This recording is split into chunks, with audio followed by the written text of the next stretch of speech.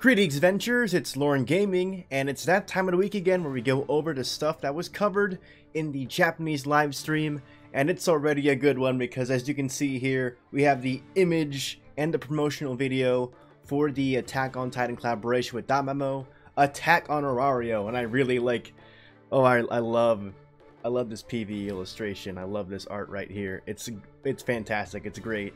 And I will leave a link to the promotional video for the event down below in the video description. And before we dive into all the news, I would like to thank Crow Armburst from the unofficial DanMemo Discord. I do this every time, but I gotta remind you guys, there'll be a link to that unofficial DanMemo Discord in the description if you want to check that out. They're always super helpful when it comes to getting the information that comes straight from Japan onto us right away through the translation process. So let's get it started. Last week they showed off the full arts for the Armin Assist and the Titan Eren Assist, and as you can see here, you can see the arts for Mikasa, Bell, Eyes, and Levi. But these are the characters that will be on the gacha banners, and they also show the full arts for the characters along with the 4-star Eren.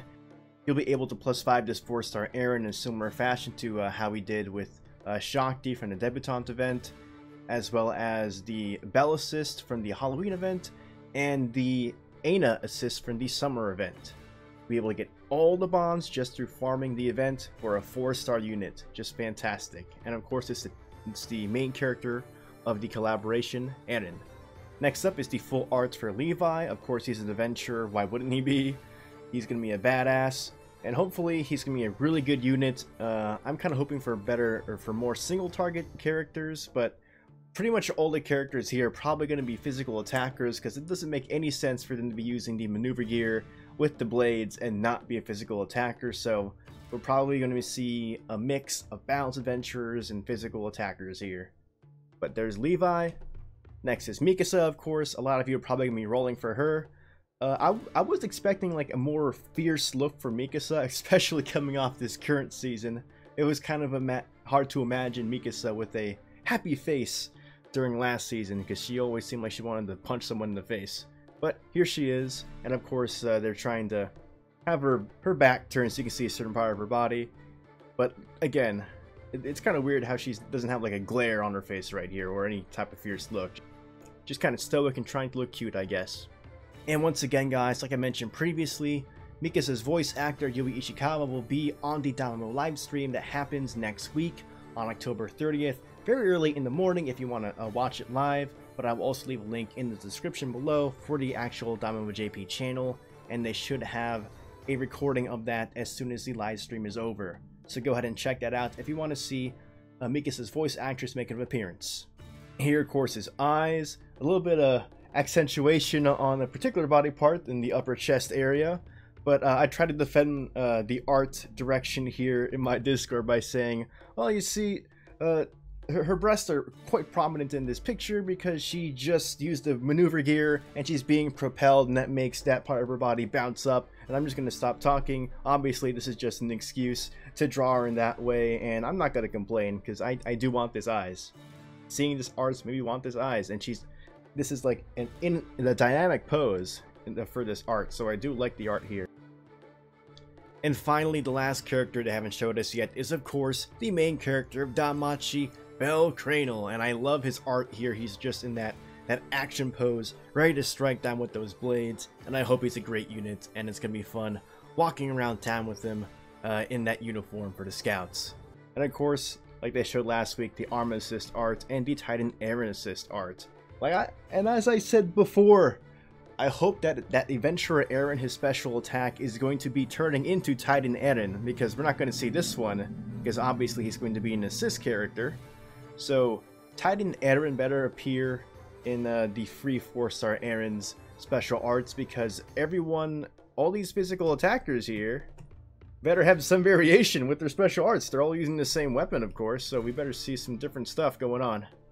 Titan Eren would be a missed opportunity not to do it. Now, the skills of all these characters have not been revealed yet. We'll probably know during the live stream we'll have next week, which is, funnily enough, like 14 hours before the event actually launches, so we'll have a little bit of time to think about the new skills before the event goes live. But of course, if you're still holding onto your Iris, if you want to decide between the Familia banners going on right now and the Attack on Titan collaboration, don't worry. There's going to be at least, I believe, 3 hours after the event starts where you can still spend your Iris on the Familia banners, but you can't go wrong with Hestia. I had to move my face for this, but this is like probably like the biggest news to come out of the live stream.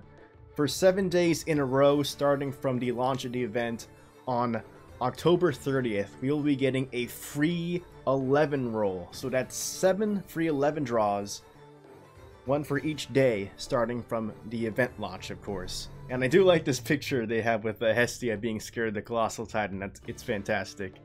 Now, for what banner these 11 draws are going to be on, I believe it's going to be on a banner that probably looks something like what was shown in the PV right here, with all 6 gacha characters: Armin, Mikasa, Bell, Eyes, Levi, and Titan Eren.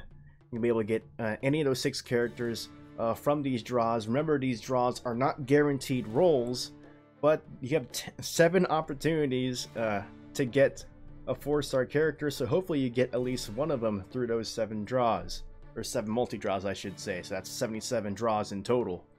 Now, with the Kino's Journey collaboration event, we got 2 different 4-star single tickets that guaranteed an event character.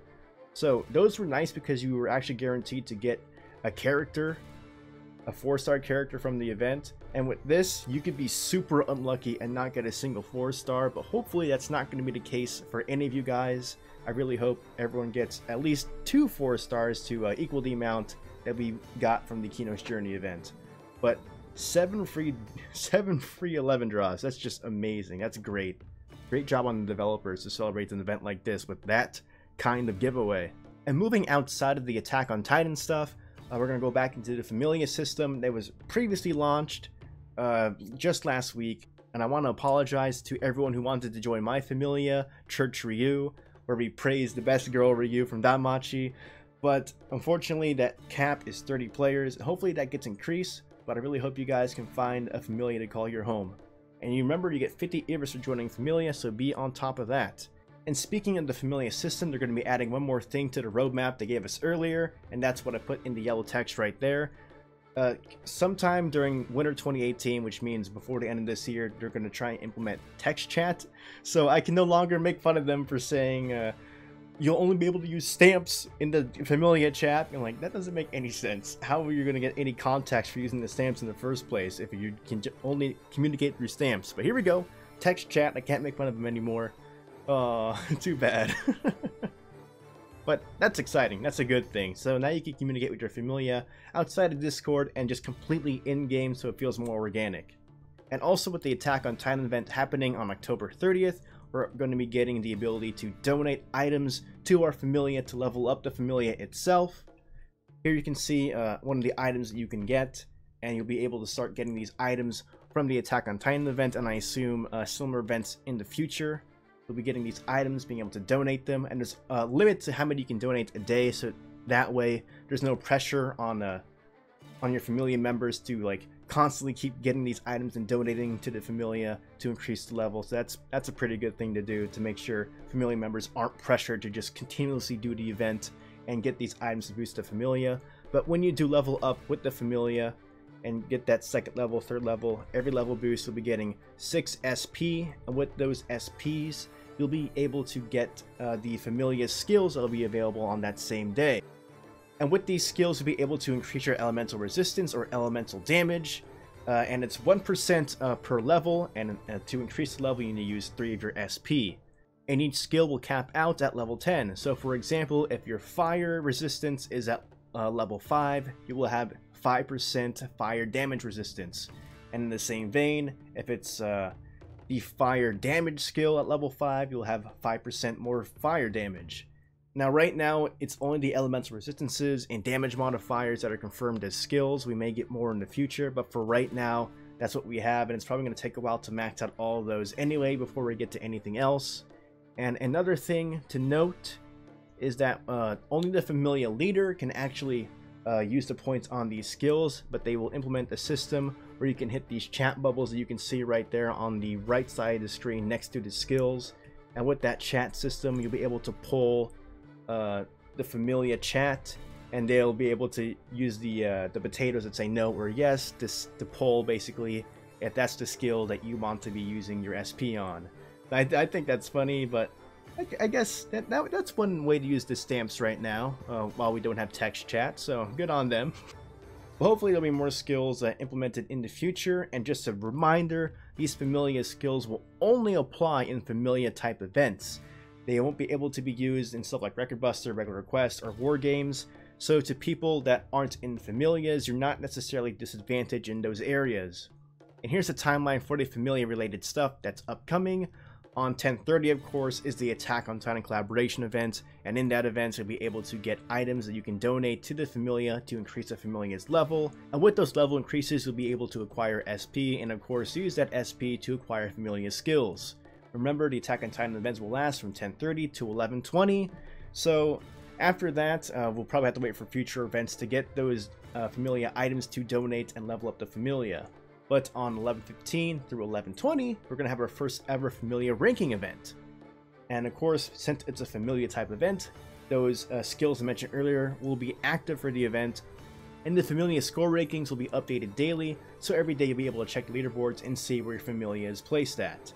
Now hopefully we don't know what the rewards will be for what you place in the Familia ranking event. Hopefully it's like some type of Iris award, because we don't really need Valis, because Valis is easily gotten just through doing Valis quests, and Iris is the finite resource that we always want. So hopefully we get some interesting rewards with the Familia ranking event, and it should be a fun time. It's going to be the first one ever, so hopefully it goes through pretty smoothly. Next up, we have quality of life updates for the blacksmith feature in the game. Now this is actually pretty cool, because when they implemented the new blacksmithing features, the smelting, upgrading, and re-rolling capabilities, it was kind of a mess when you're doing all that stuff, because you have to keep backing out of menus and then going into another menu to do other things. But with this, it's going to be a smoother process when you're going through your equipment and trying to upgrade them.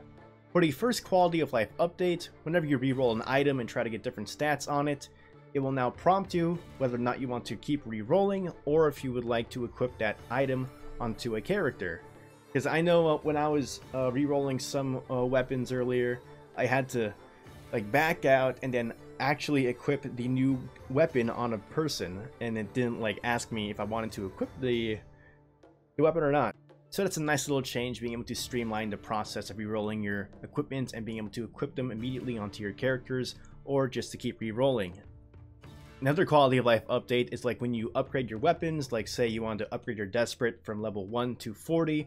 When you get it to level 40, you have to go to the smelting menu to be able to uncap the weapon and increase its max level to level 50 instead. But of course, you have to move out of the upgrade menu and then go back into the smelting menu, smelt the Desperate, go right back out of the smelting mode, and then go back into upgrade and then upgrade it from level 40 to 50. Now when you upgrade an item to its max level, it will ask you if you want to uncap it. And then when you uncap it, it will ask you if you want to go back into enhancement. So now we don't have to keep juggling through all the menus. It will just ask us, do you want to do this after doing this? Which is so much better. It's so much better streamlining that process. My lord. Quality of life updates are amazing. And these quality of life features should actually be going live tonight. So look forward to that. I know right now we have a better chance of great success, so a lot of you probably are using that blacksmithing feature to upgrade your equipment, and this will just make it so much easier. And if you guys haven't noticed already, up there is the number 300, which means we have 100 more storage spaces, because before it was at 200, and with all the equipment we've been getting in the game, and of course with adding more characters, there's going to come a point where we need more storage for our items, because we're just making so many. So 100 more slots, always nice. And here's some good news for the more international players in DanMemo. It'll be officially launching in Korea, Taiwan, and Hong Kong. And to commemorate the game launching in those areas, they'll be holding a little campaign. And in this campaign, over the course of 10 days, we will acquire 100 Iris in total. And this campaign will start on 10/25, so October 25th. Which isn't too far from now. We'll be able to get another login bonus campaign, and we've been getting a lot of those lately. Like we've been getting like stacks of them with the Familia update. The Halloween one ended recently, but man, we're getting a lot of stuff, a lot of free stuff. And here we go, guys. Riveria is back finally. It's not like 2 weeks of otter again. I think we're finally going to start alternating between the two every record buster, which is nice. Like this week's Otter, this week's Riveria, not like 5 more Otters and then 1 Riveria. But yeah, Riveria is going to be back. It's the same absolute zero water elements Riveria that we saw last time. And I think what they're aiming to do with Riveria is go through all the elements. So next, I believe maybe next time we'll see like an Earth one, Wind one, just one of the elements we have not seen yet. But for right now, this one's going to be water again. And with that, let's go ahead and go over the upcoming schedule for DanMemo to summarize all the stuff that was in this video. On 10/23, which is tonight, you'll be getting those blacksmith quality of life updates, including that 100 more storage slots for equipment. On the 25th, will be the start of the Asia Launch Iris campaign, where over the course of 10 days you'll be able to acquire 100 Iris in total. And finally, on October 30th will be the launch of the highly anticipated Attack on Titan collaboration event. And of course the Familia feature updates, where you can level up your Familia and acquire skills. And of course, last but not least, the Record Buster Absolute Zero Riveria, the Water Element one. So look forward to all this stuff that's coming in the very near future. And of course also on 10/30th is Sword Oratorio Volume 7 and DanMachi Main Series Volume 12. And I can't wait to start reading those. But man, this event launches at the same time, so it's gonna be... oh, it's just... October 30th, it's DanMachi Day! But once again, I'd just like to give a quick shout out to the unofficial DanMemo Discord, and once again, the link to the Discord will be in the video description. But thank you guys so much for watching this video. If you found it helpful, go ahead and give me a like, and subscribe to my channel for more content. If you want to stay updated on what I'm doing, go ahead and follow me on Twitter, and of course you can join my Discord channel and just talk about the game, or anime, or just stuff in general. We're all pretty welcoming in there. And of course guys, as always, continue enjoying your time venturing in Riveria and the dungeon. This is Lauren Gaming, and I'm signing out.